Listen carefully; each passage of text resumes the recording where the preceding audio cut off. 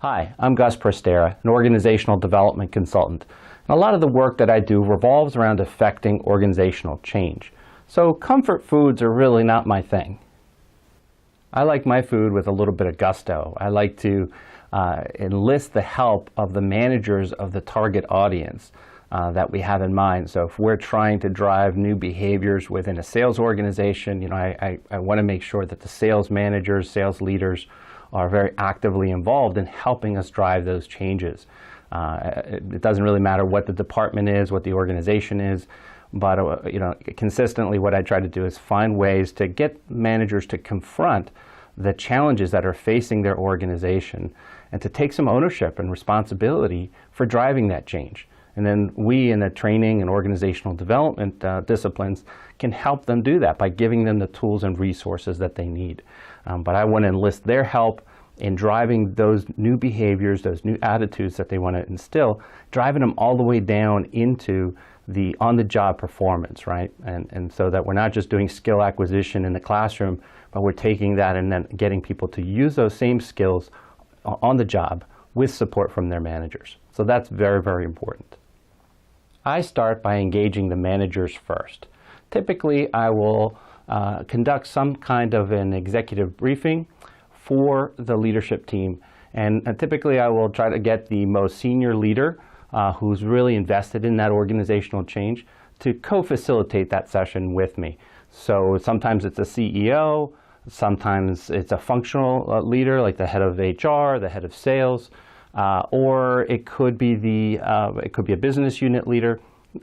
Doesn't matter. Whoever the most senior person is who's invested in driving that change, I want them to co-facilitate that with me because I want them to hold that audience accountable for driving this organizational change, right? It's not about the training. It's not about the e-learnings or the workshops and so forth. Those are just the means to the end. The end is the organizational change we're trying to drive and the business results that we're trying to gain for the organization. So I want to partner with that senior leader, and I want to deliver something for that management audience that's really going to start the process of getting them engaged, right? To get them activated in this process.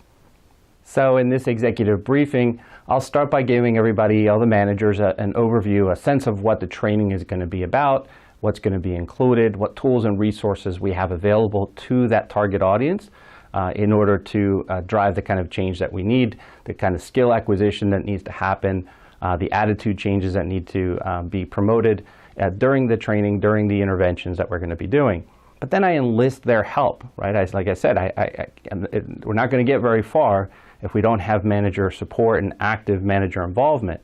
So I enlist their help in what I call pull-through strategies, and I've heard other folks refer to them as pull-through strategies, where we're trying to pull through the skills that are learned in the classroom out into the workplace and get them embedded in the actual workplace, right? On the job behaviors, because that's where it really counts.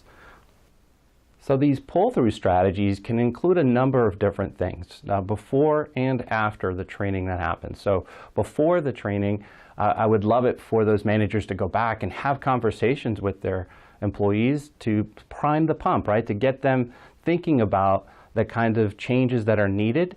What's the business case, the rationale for why the business needs to change, why we need them to change, so that way when they come to training, they are thinking in terms of trying to get the skills, the knowledge and skills they need in order to help them be successful on the job, rather than just attending a training session just for the sake of attending a training session, right? So that priming is so critical. I can't overstate how important priming the audience is. And so if I can get them to do nothing else, if I can at least get managers to go back, have those conversations with their teams and prime the audience for us, it makes a world of difference. People come to the training with a much different attitude about the training. So that's one thing. So then after the training, I would love for them to debrief with their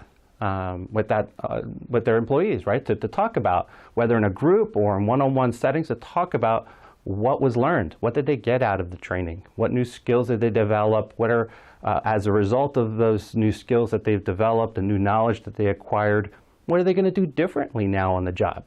Let's talk about that as a team so we can all get on the same page of what this change is going to mean for us at a very tactical, even a very operational day-to-day level. So when they're having those conversations, that starts to take what was kind of conceptual and abstract and now turn it into a concrete reality for them. Very, very important to have some sort of a debrief after the training. And then, if I can get that, that's wonderful. And then if I can go beyond that, if I could ask for more and be a little more selfish, what I would ask is for those managers to spend some one-on-one time with their employees and do some coaching. That's a core part of what a manager's job is, to coach their people. So coach them using the competencies and the best practices that are trained in whatever the training program is, right? And to continue to reinforce, this is the new way of doing things, right? This is what we agreed to in that debriefing. This is what we will be doing going forward. Let's all kind of, get on the same page here. So, and stay on the same page. That coaching is very important. Would love to see them, as part of that coaching, giving feedback to folks on how they're doing relative to what was trained, right? To the best practices. Are they following through? Not? Are they doing it in this way? What adjustments, fine-tuning need to be made? So that feedback and coaching, very important. And then related to that, I would say some role-playing and some sort of additional follow-on kinds of training.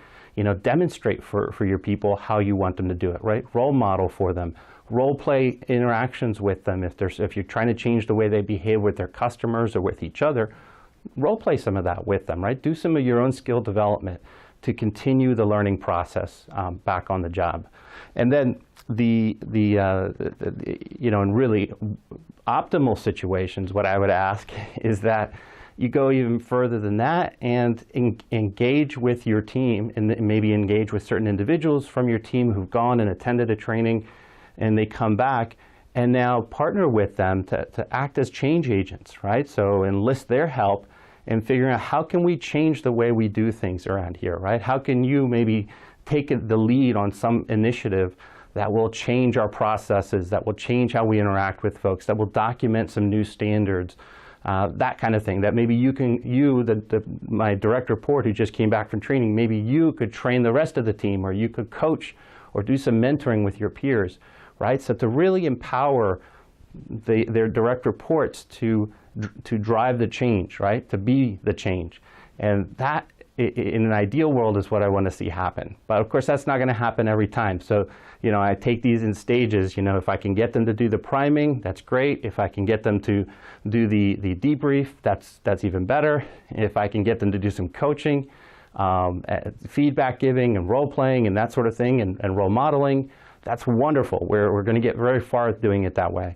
But if they can empower their team to be change agents, then we're off to the races. So that's the kind of thing that I'm trying to get the managers to do with their team. And if I can get them to do that, it doesn't matter what content we're training, what new skills and attitudes we're trying to instill in people, it's going to be successful because that manager is going to drive it home for us.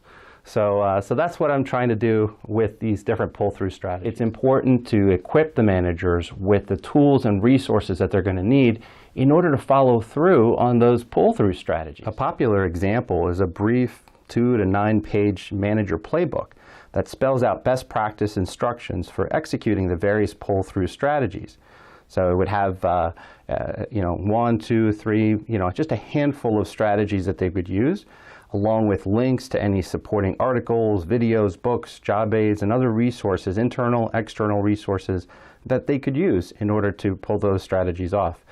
So what I've found is that if you can align your efforts with what really are the organizational needs, right, the priorities of the organization and the leadership team, and you can partner with them and gain the commitment of the leadership team to do the things that they need to do in order to pull through these the learning that needs to take place, the changes in behaviors and so forth that need to be pulled through this process and reinforced and supported for some period of time until those new behaviors become the new normal. And so if you can do that by gaining their management commitment up front, by giving them the tools and resources that they need in order to execute pull-through strategies, then you have a pretty good chance of driving organizational change in a way that actually achieves some business results.